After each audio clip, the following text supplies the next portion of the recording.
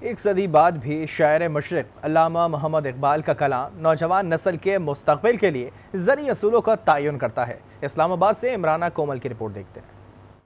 غلامی میں نہ کام آتی ہیں شمشیریں نہ تدبیریں، جو ہو ذوق یقین پیدا تو کٹ جاتی ہیں زنجیریں۔ ملک بھر میں آج حکیم الامت مفکر پاکستان کا یوم ولادت قومی جوش و جذبے سے منایا جا رہا ہے۔ شہریوں کا کہنا ہے شاعر مشرق کے افکار نے برِ صغیر پاک و ہند کے مسلمانوں کو خواب غفلت سے جگایا۔ آزاد پاکستان کی فضائیں ان کے افکار کے مرہون منت ہیں۔ علامہ اقبال کا آپ شکوہ پڑھیں، جواب شکوہ پڑھیں، کوئی بھی آپ ان کی شاعری لیں تو علامہ اقبال کی اس میں ہر چیز میں کچھ نہ کچھ سبق ملتا ہے۔ زندگی قطرے کو سکھلاتی ہے اسرار یاد، یہ کبھی گوہر کبھی شبنم کبھی آنسو کبھی ہوا۔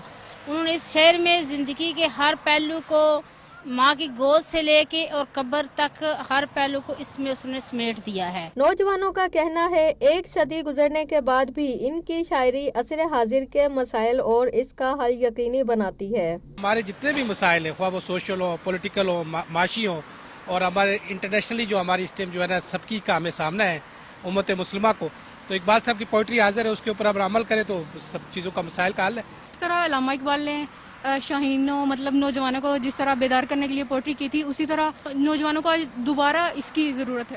افکار اقبال کو اپنا کر اور پاکستان میں نظام اسلام قائم کر کے انصاف پر مبنی معاشرہ تشکیل دیا جا سکتا ہے۔ عمرانہ کومل، آج نیوز، اسلام آباد۔